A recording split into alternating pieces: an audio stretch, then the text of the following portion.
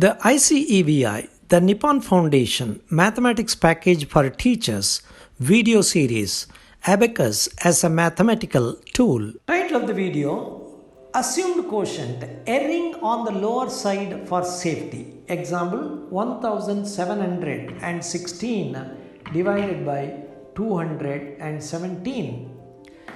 Let us take the example 1716 divided by 217. Let us set the divisor 217 in the left extreme of the abacus and the dividend 1716 in the right extreme of the abacus. As the highest digit of the divisor 2 is greater than the highest digit of the dividend 1 of 1716, the quotient should be set to the immediate left of the dividend. Now let us ask how many 2's in 17. By saying 8, we reduce 1 from that and consider 7 as the quotient. Let us set 7 to the immediate left of the dividend. Now multiply 7 with 217 and subtract the result from the dividend 1716. Firstly, 7 and 2 are multiplied and the result 14 is reduced from 17. That is, 1 is subtracted in the thousands column and 4 in the hundreds column. As we can't do that, subtract 5 in the upper abacus and add 1 in the lower abacus. At this stage, we are left with 316 in the dividend. Now let us multiply 7 with 1, which is 07, and in this process 0 should be subtracted from the hundreds column and 7 from the tens column. As we cannot subtract 7 in the tens column, subtract 1 in the hundreds column and add 3 in the tens column. Now 7 and 7 should be multiplied, that is 49. Here 4 should be subtracted from 4 in the tens column and 9 should be subtracted from the units column. As we cannot do that, we have to subtract 1 from the tens column.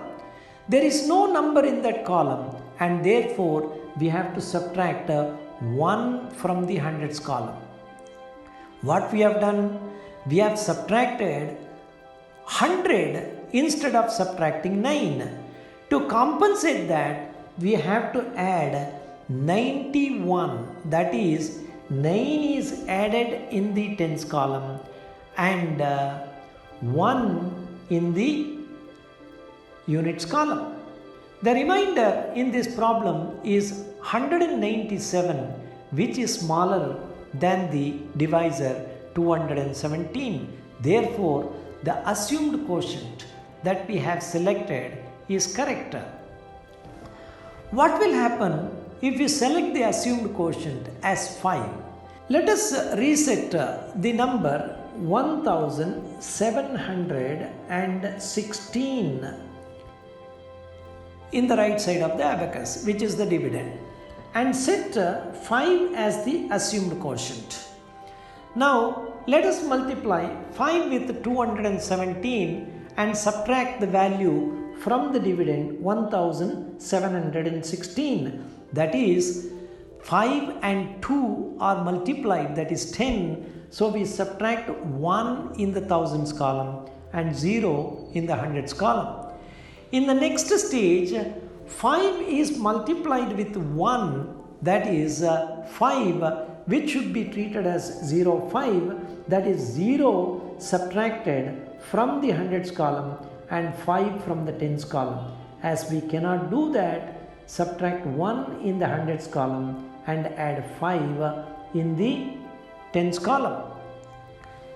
Next, we have to multiply 5 with 7, which is 35, that is, subtract 3 from the tens column We cannot do that and therefore subtract 5 in the upper abacus and add 2 in the lower abacus. And in the units column, we clear 5.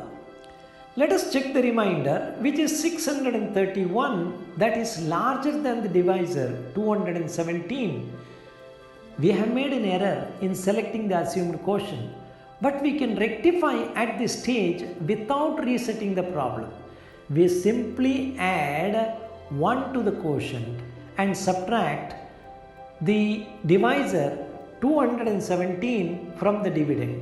That is, 2 is subtracted from the hundreds column. That is, clear 5 in the upper abacus and add 3 in the lower abacus.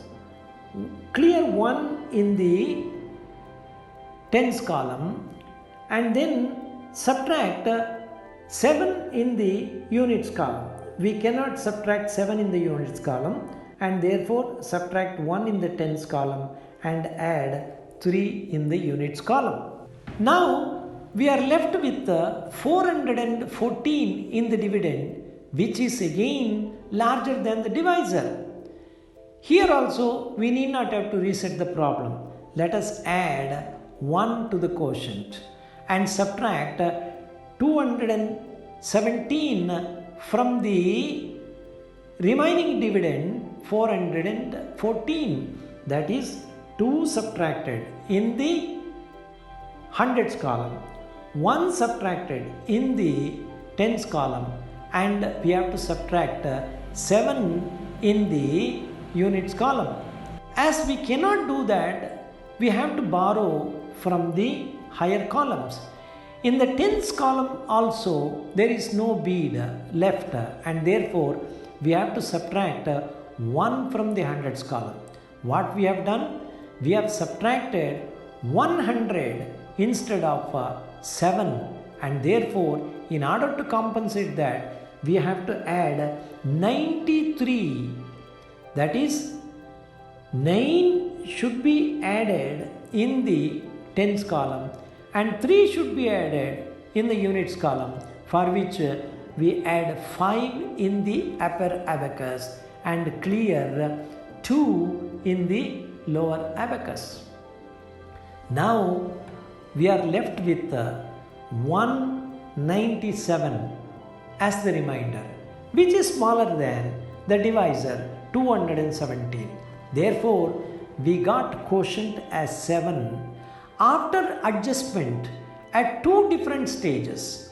Though we originally made an error by selecting the assumed quotient, which is smaller than the real quotient, we went on to get the right result without resetting the problem. Therefore, taking the assumed quotient on the lower side is always safe when you are dealing with higher digit divisors.